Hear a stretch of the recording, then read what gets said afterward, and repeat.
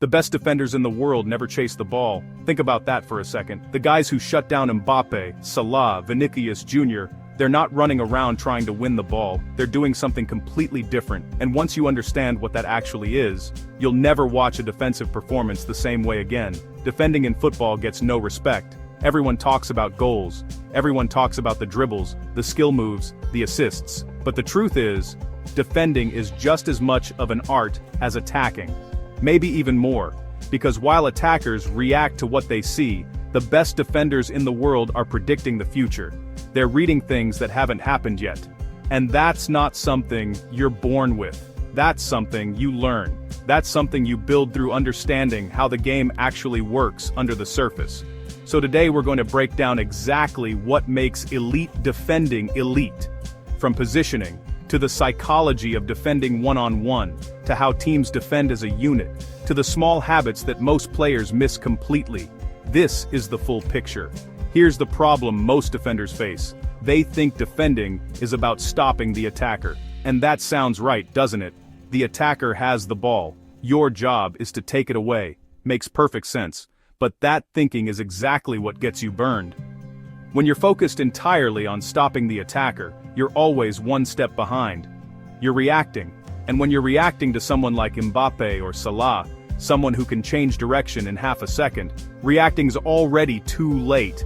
The defenders who get destroyed aren't bad at defending because they can't tackle. They're bad at defending because they're thinking about it wrong.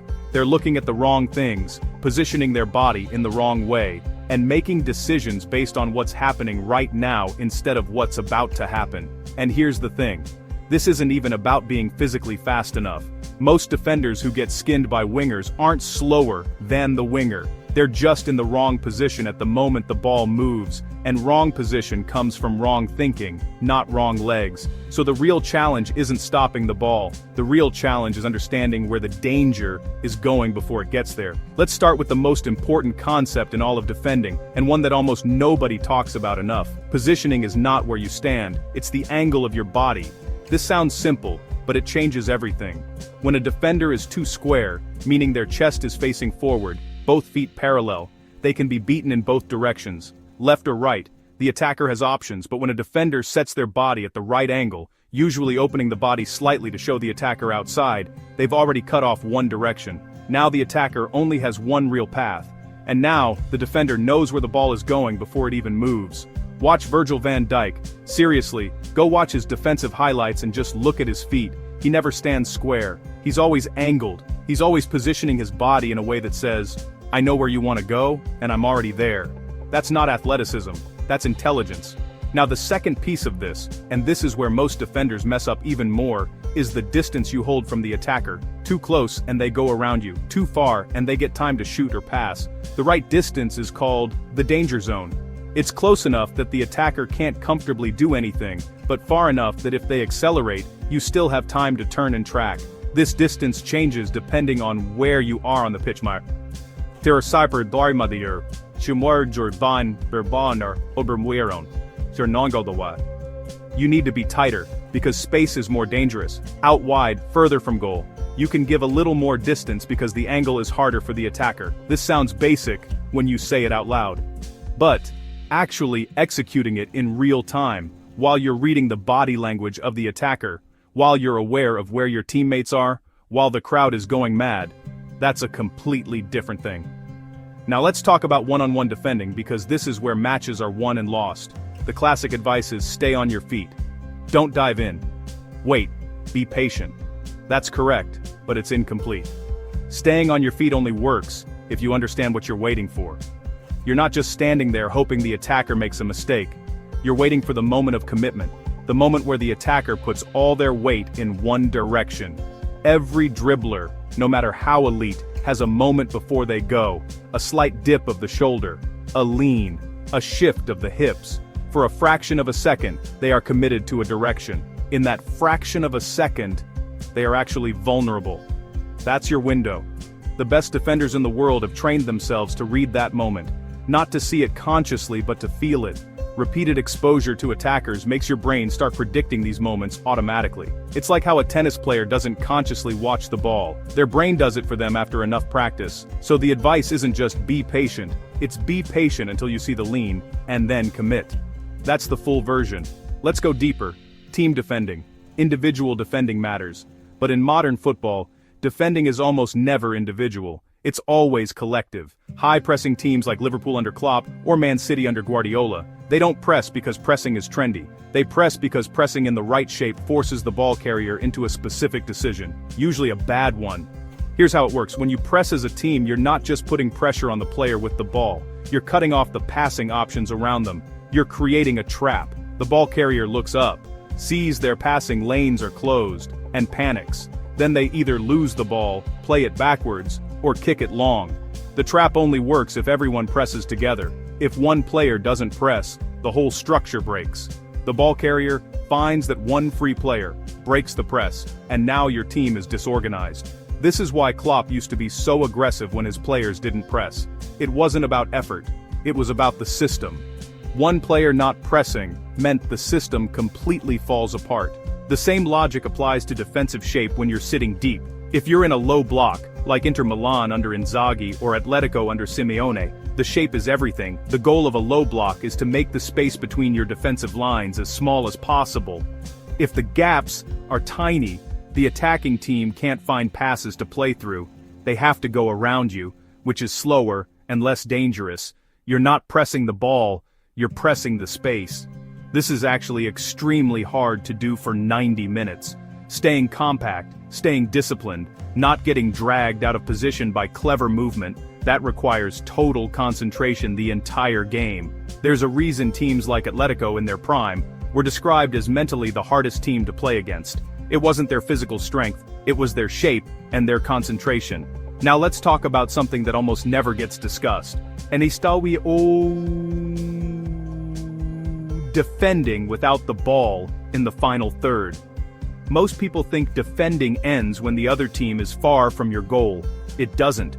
When the ball is on the other side of the pitch, elite defenders are already scanning. They're checking where the opposition strikers are. They're aware of which runs might be made if the ball gets switched. They're positioning themselves so that if the ball comes quickly, they're not caught cold. This is called defensive awareness, and it's one of the most underrated skills in football. The defender who gets caught off guard when the ball switches quickly, that's not bad luck, that's a lack of awareness. Center backs like Ramos, peak in his prime, Hummels. These are guys who are constantly scanning, constantly adjusting even when the ball is in the other half. They look slow sometimes because of their age, but they almost never get caught out of position because they're thinking 3 seconds ahead. Aerial defending is another whole layer. Winning headers isn't just about jumping high. The jump is probably the least important part. The most important part is the run. Getting movement into the jump, using a small step or a skip, generates way more power than just standing still and jumping. Watch how center backs attack the ball at corners. The good ones almost always have a short run into the jump. They're timing their movement to the ball, not just waiting. The second most important thing, getting your head to the ball first, which means reading the flight earlier, which means watching the delivery, not the attacker next to you. Young defenders always watch the attacker at corners. Experienced defenders watch the ball. By the time the ball arrives, they already know where it's going. The attacker is almost irrelevant at that point. The mental side of defending, and this is the part nobody tells you, defending requires accepting something that attackers don't have to accept. You will get beaten sometimes. Even the best defenders in the world, Ramos, Van Dijk, Thiago Silva, they all get beaten one-on-one sometimes. A truly elite dribbler will beat almost anyone if given enough time and space. That's the reality. What separates elite defenders from average ones isn't that they never get beaten. It's what happens the moment after. Some defenders get beaten and the moment rattles them. They start thinking about it. Their concentration drops. They play more cautiously or more recklessly, both of which hurt you. Elite defenders forget it instantly. They reset. They don't carry it. The next ball, they're exactly the same as they were before. Ramos was famous for this. He could be nutmegged, embarrassed, and 2 minutes later he's flying into a challenge with the same confidence. That psychological reset is a skill. It can be trained, but most defenders never even think about it. Reading the game, putting it all together. Everything we've talked about connects to one bigger idea: football intelligence. The best defenders read what's happening before it happens. They process information faster than everyone else. And they process it faster not because their brain is physically faster, but because they've seen these situations so many times that they recognize patterns instantly. It's like how a chess grandmaster looks at a board. They're not calculating every single possible move every time. They've seen certain patterns so many times that their brain recognizes the position almost immediately and knows the correct response. Young defenders can develop this by watching football differently. Instead of watching the ball, watch the spaces. Watch what happens when the ball moves. Watch how teams shift, how gaps open and close, how a pressing trap is set up. You'll start seeing things you completely missed before. Here's the moment where everything clicks. The greatest defensive performance isn't about tackles, it's about making the attacker invisible. When a defender is doing their job at the highest level, you barely notice them. The game just flows. The attacker never gets in behind. The dangerous moments never come. At the end of the game, people say, "The striker was quiet tonight."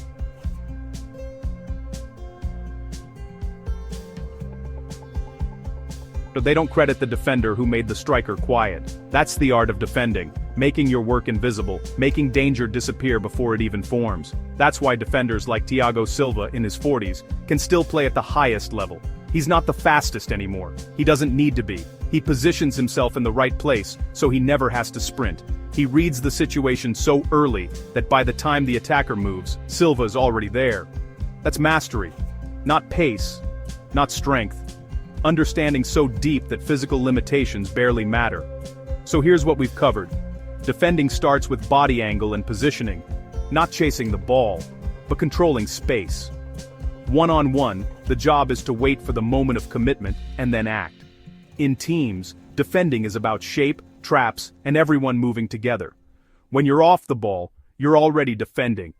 Scanning, adjusting, staying ready. Aerial defending is about your run and your read, not just your jump. And mentally, elite defenders reset instantly after being beaten. They carry nothing. All of it connects to one thing: reading the game before it happens. The defenders who master this make danger disappear, and that, honestly, is the most underrated art in football. If this changed how you see defending, subscribe. There's a lot more where this came from.